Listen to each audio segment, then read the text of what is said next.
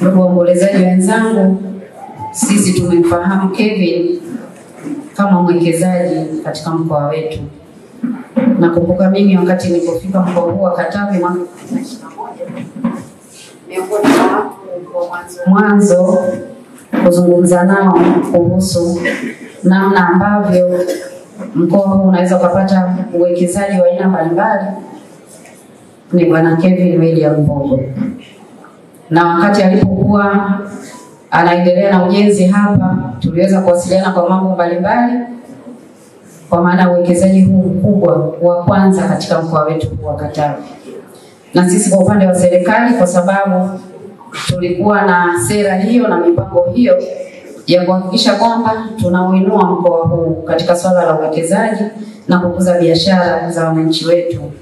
Kwa hiyo Kevin alikuwa ni mdau wetu mkubwa sana katika swala la uwekezaji, na hasa kwenye uwekezaji wa hoteli.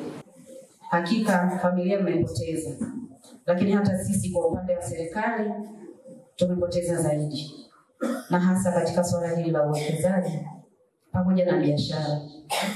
Hata alipomaliza kuwekeza bado alikuwa mshauri wetu, bado alikuwa anaendelea kutushauri namna gani tunaweza tukafanya kuhakikisha mkoa huu unaweza kupata wawekezaji zaidi, wafanyabiashara zaidi.